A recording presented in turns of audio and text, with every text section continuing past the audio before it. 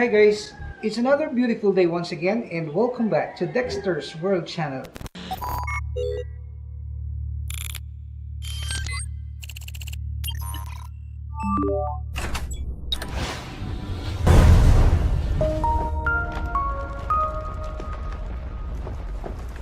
Today's video is the part 2 of the video that we have made yesterday.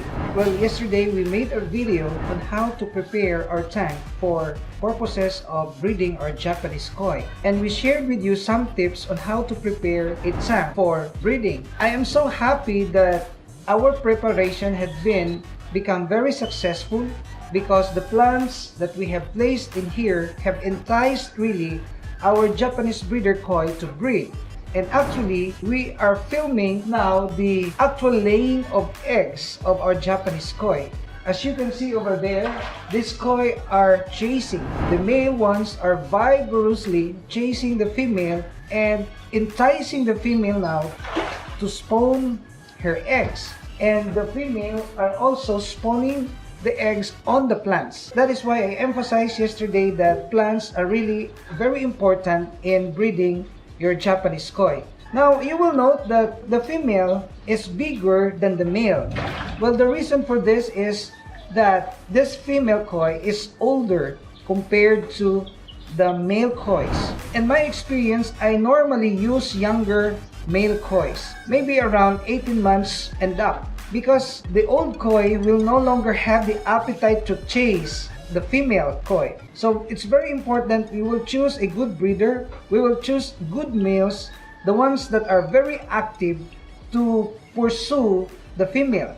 So this is the tip that I can also give to you.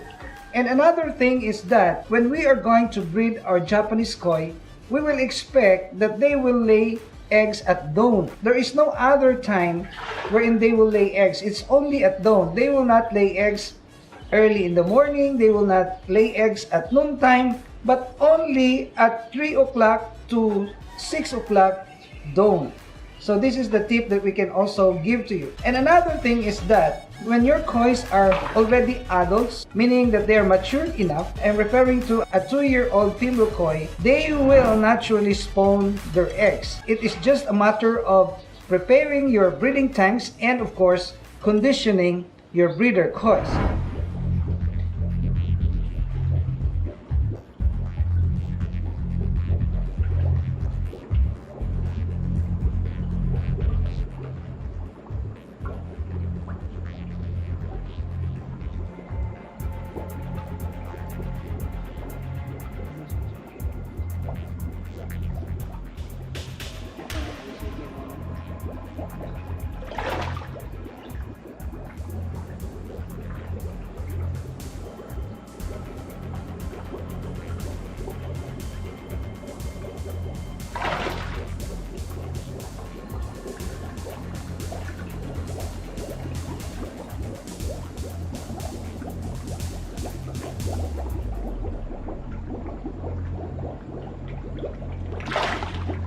At 3:30 dawn of today, I was awakened by the noise made by this breeder kois. I hear splashing of the water. So I immediately woke up and I have witnessed that they are actually laying eggs. So I'm so happy with this development because I already made a video on how to prepare the spawning tank, and this is a follow through of what we have done yesterday.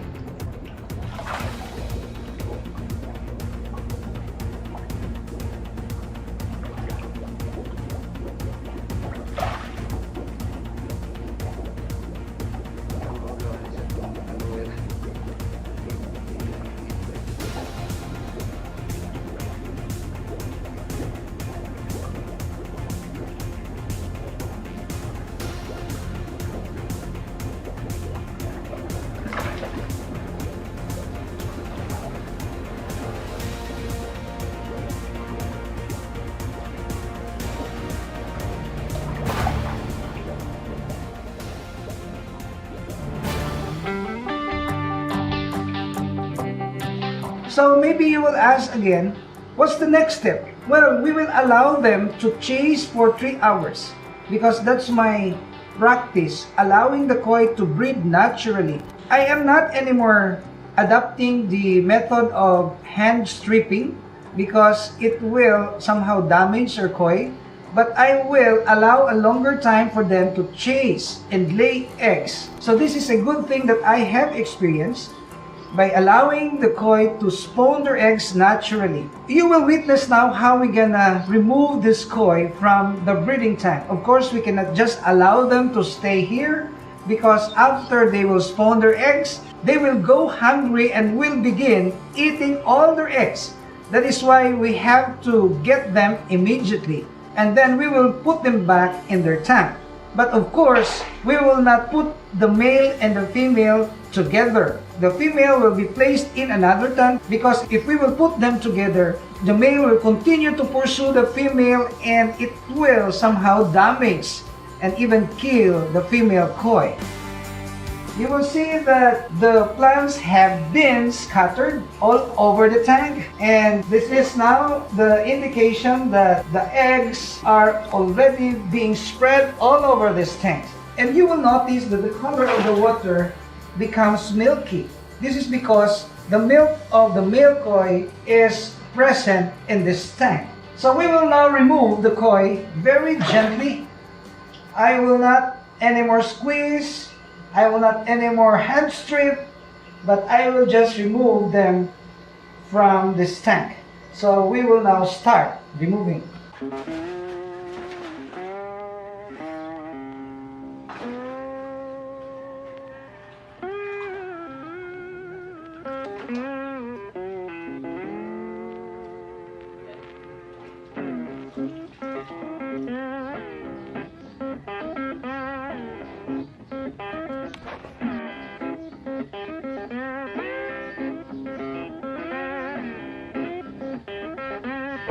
So if you want to see the eggs, well, the eggs are just here.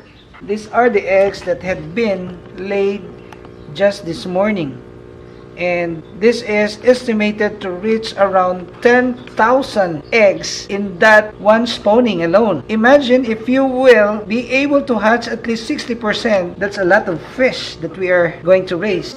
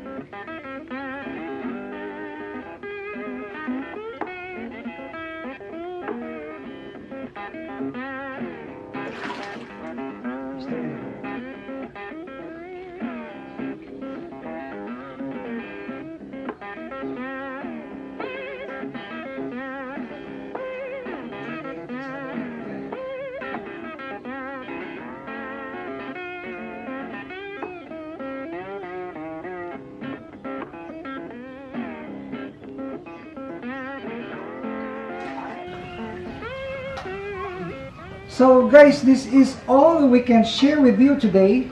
I hope we can continue this series. We can update you about the fry of this Japanese koi.